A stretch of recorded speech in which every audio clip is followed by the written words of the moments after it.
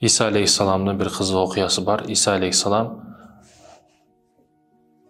Аллах Тағаладан бұйрық алады екен, башқа жерге барып дават айтыңыз, иман исламға шақырыңыз, хидаятқа, иманға шақырыңыз деген бұйрық алады екен.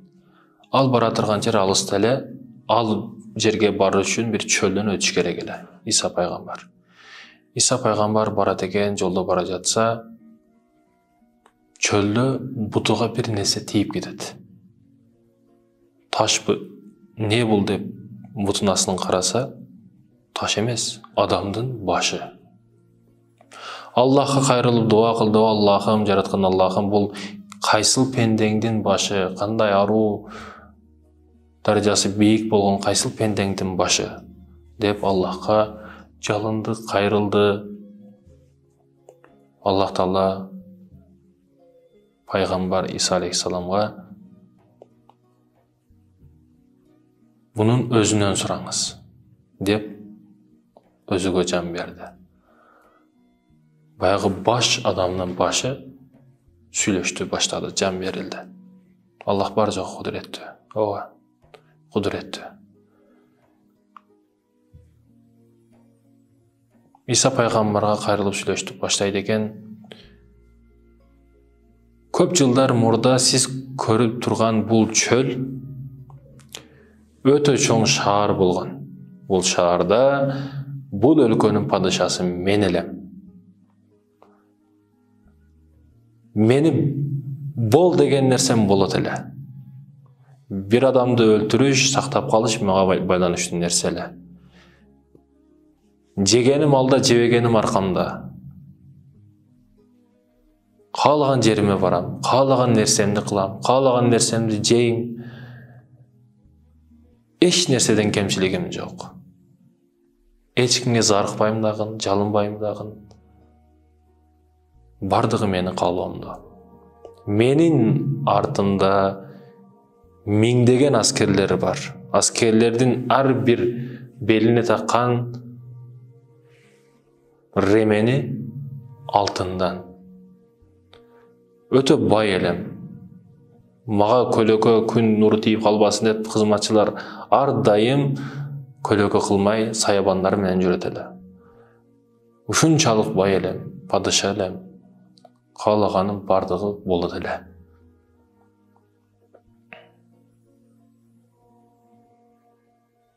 Еч Құдай таламыға дарт берген жоқ, ору берген жоқ.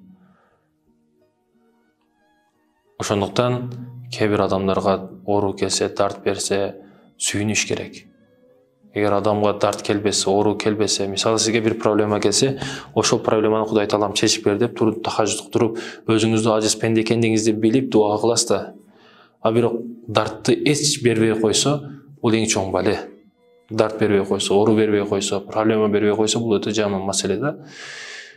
Мага эч бир дарт келген жок дейт падыша. Эч бир көйгөй келген жок. Адамдарды эмне кылсам ошоло балга салам, каалаганыма кылам. Эч бир оорум жок дейт. Ошондо шайтан азгырды, башка болду.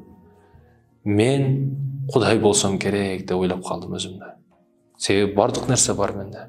Қалағанымды қылам, қалағаным жейм. Өлтір десем өлтіреді. Ошончолук даражада өзімді ичимде текебирлик пайда болды. Мен өзімді Құдай дедім, элдер мага сыйынгыла, мен Құдаймын дедім. Ошондуктан бул эң чоң маселем ошол жерде башталды. Мен Құдай дедім. Бирок ошол күндөн баштап күндөрүм жакшы өтпөдү, азаптуу өттү. Күндөрдөн бир күн кеч уктоого жатат экенмин. Уктоодо түнү каттуу оору менен ойгондум. Өтө каттуу оору менен сыздап ойгондум. Мындай оору эч болгон маселе менде. Каттуу оорудан башым жарылайын деп жаткан учуру. Bir учурда кап-кара бир өтө айбаттуу бирөө кирип келди. Азраил бирөөгө жакшы адамга жакшы, жаманга жаман сыяктуу келет. Жакшы адамга журоо жолдоштору, жакшы достору сыяктуу жакын болуп келет. Бирок жаманга өзгөчө жаман болуп келет. Azrail perişte keldi.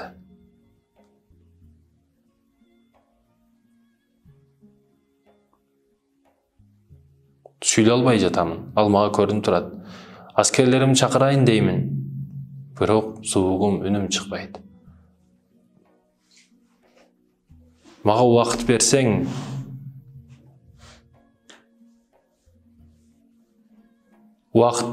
туугандарыма, башкаларга айтып коеюн. Жок, сен эртеңгиче калбайсың. Болду, эми ушул акыркы түнүң болот. Байлыгымды, казынадагы бардык байлыгымды берем, алып кет. Адам баласы, бул алтынга, күмүшкө, акчага силер алдаласыңар. Бизге бул нерсенин кызыгы жок. Айырмасы жок. Бул нерсе бизге кызыксыз. Бул нерсеге силер алданасыңар, биз эмес. Чындыгында үйүңүздө турган мышыктын алдына алтын коюп койсоңуз, ага кызыксыз жок. Кызыгы жок эч нерсенин. Ага тамагы, сүтү, ушул нерсе кызыктуу. Итиңизге bir пачка доллар берип койсоңуз, ага не интересно бул нерсе? Чындыгында арстанды алдына 1 килограмм эт менен 1 килограмм алтынды койсоңуз, ал этти тандайт. Ошол сыяктуу башка нерселерди башка нерсе менен алдай албайбыз. Адам баласы, алтын күмүшкө сен алданасың, мен алданбайм деди. Жакын туугандарым, досторум, башкалар кызматчылар мени кабырга алып барып коюшту. Бардыгы кетишти. Кабыр ичинде үн угулду. Пендем, баягы чырактарың кана? Жалтырап турган чырактарың кана? Жарыктарың кана? Кызматчыларың кана? Көчөдө жүргөн, бир бурдан нан таба албай, курсагы ач жүргөн пендени дагы мен жаратканмын. Ошол ачлык менен мен сынагамын аны. Сени дагы мен жараткан элем. Сени эч бир кемчиликсиз кылып, падыша кылып, миңдеген согуштарда жеңишиңе мен себепчи болгонмун. Бардык жакшылыктарды сага бергенмин. Бирок сен Кудаймын дедиң. Мага каршы чыктың. Кана сенин жардамчыларың?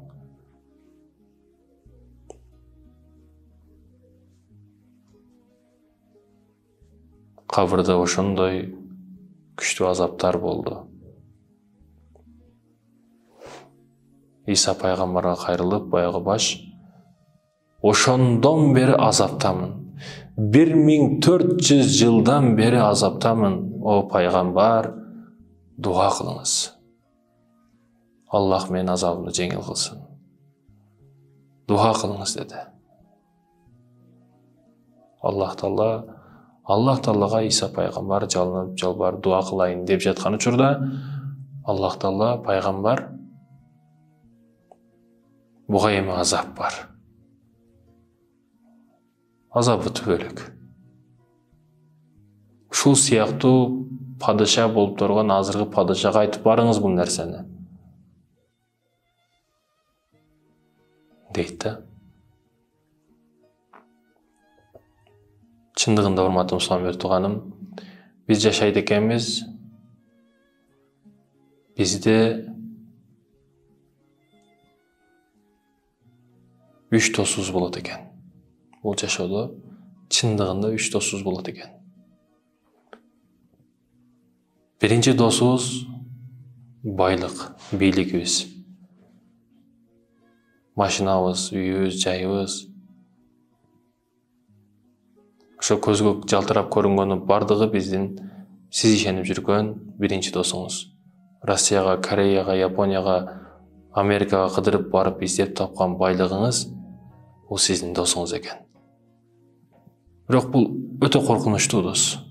Сиз өлгөн күнүңүз дарбазага чейин дагы күзөтүп койбойт сизди ал досуңуз. Кош бол, жакшы кал деп дагы койбойт. Аны бекитет элеңиз, жашырат элеңиз, сейфтерге, сандыктарга, төшөктөрдүн астына, паластардын астына, көрүп калбасын, билип калбасын деп ачкычтарды жашырат элеңиз. Бирок өлгөнүңүздөн кийин болду. Мураскорлоруңуз келип каалаганда иштетет. Кааласа жейт, кааласа ичет. Эгер 100 коюңуз болсо, 100 кой сиздики эмес ал. 100 коюңуз сиздики болгондо сиз аны сатат элеңиз, ажылык кылат элеңиз, садака кылат элеңиз, жакшы иштерди кылат элеңиз. Өлсөңүз 100 коюңуз калып кетти. Демек сиз аманатты кармаган, мисалы Аманат банк сыяктуу, Эко Исламик банк сыяктуу эле аманатчылык окуган болосуз сиз. Аманатты кармап турган эле ортодогу ортомчу болуп калган болосуз да. Эгер сиздики болгон, аны сиз пайдаланат элеңиз. Чындап коротот элеңиз, сатат элеңиз, башка кылат элеңиз, жакшы иштер кылат элеңиз демекчи да. Урматтуу Мусулман бир тууганым. Чындыгында ушундай. Ошол байлыгыбыз, бийлигибиз Кытайдан таптың, башка жактан таптың. Дарбазабыздан бир карыт чыгып койбойт экен бизди күзөтүп. Мурасколдор келип байлыкты каалагандай иштетет. Эгер иман тарбиясын берген болсоңуз, балдарыңыз жакшы колдонот. Бирок андай болбосо, башыңызга түшкөн бале болот.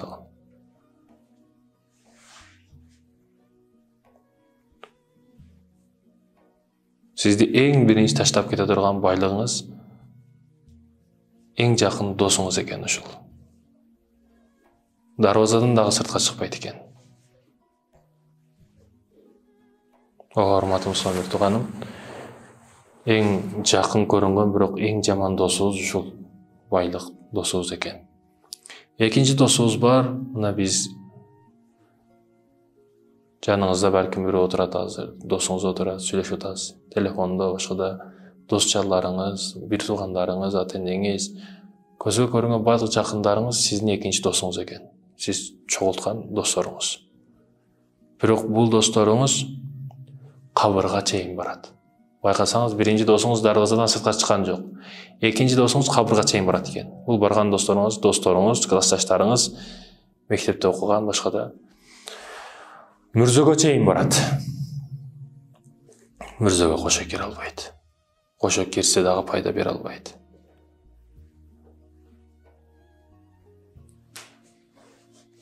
Мүрзөгө коюп кайра келе берет.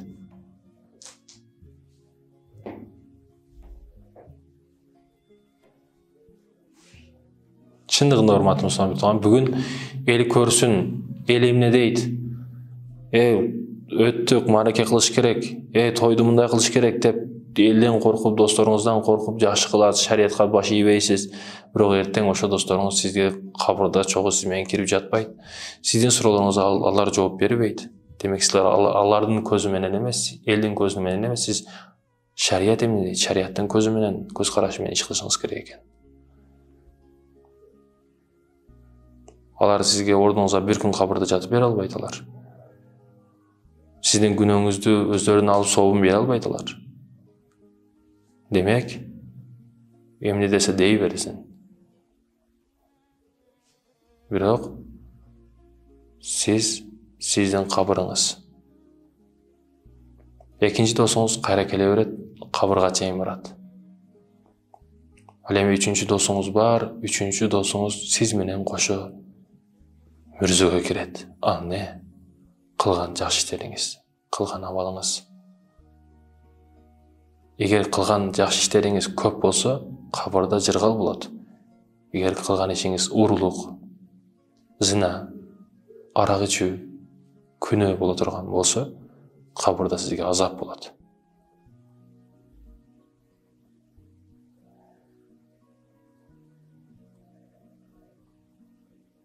Ал жерде Мүнкар Накир суроо берет. Раббың ким, диниң кайсы, пайгамбарың кайсы? Бирөөлөр евро, доллар деши мүмкүн, нөлөбөй проходтон контейнер деши мүмкүн, акча деши мүмкүн. Себеби тил көп нерсени айта берип, жүрөк ошол нерсе кирип бүткөн. Ал жердеги Мүнкар Накир таможнядагы сыяктуу пара албайт, акча албайт, визитка албайт, шампанский албайт, арак куюп өтүп кете албайсыз ал жерде. Элестетсеңиз, жылаңач келип, жылаңач кетет экенбиз.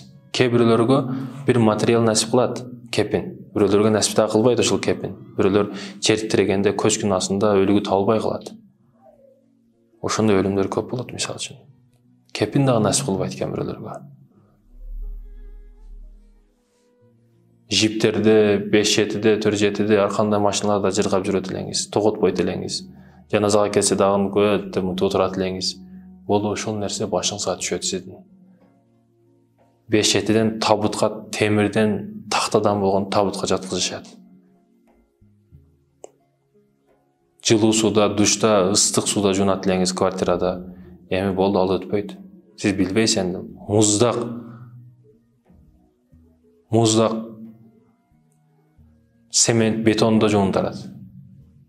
Рахсамында, шампундарды тандап, жакшысынан, народный декада башкасынан жакшысын алып жуунат элеңиз. Болду, эми кир самы менен калганы менен жуундурат сизди. Ичиңизди сыкса, ар жериңизден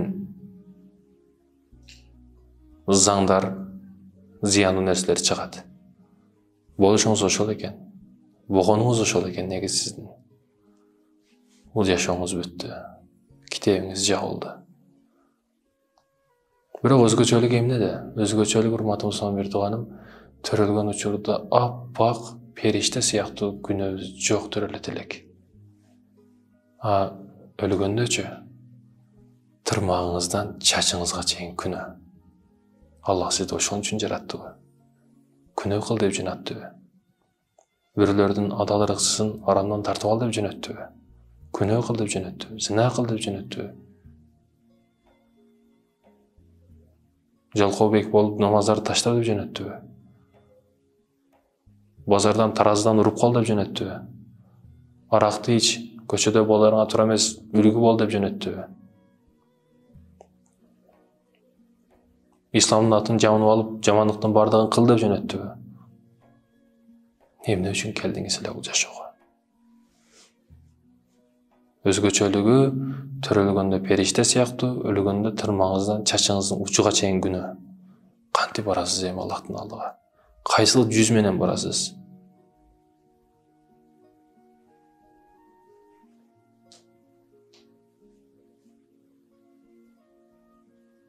Бирөлөр адам неге эле?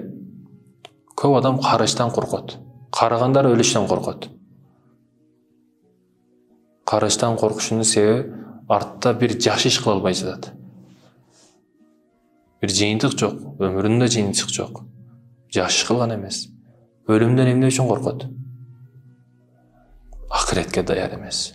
Суроо жоопко даяр эмес. Диндин, исламдын, пайгамбар Аллах тууралуу эчтеке билбейт. Өлүштөн ошон үчүн коркот. Өлүш бирөөлөр үчүн рахат, бирөөлөр үчүн азап.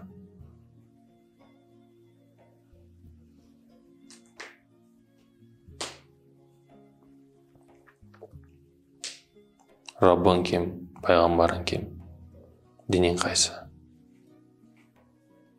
Мункар накирден суроосу. Кабырыбыз эң биринчи тепкичтерден. Эгер анысы жакшы болсо, бардыгы жакшы болот. Эгер ал жерде азап болсо, Аллах сактасын. Усман радиаллаху анху, Аллахтан ыраазы болсун, кабыр маселеси келгенде өтө катуу ыйлач экен. Себебин сурашканда, тозокто түшсөк, азапталсак, ал жерде адамдар менен чогуу болобуз. Элдер менен, адамдар менен бирге болобуз. Бирок кабырда ар ким өзү болот, жалгыз болот.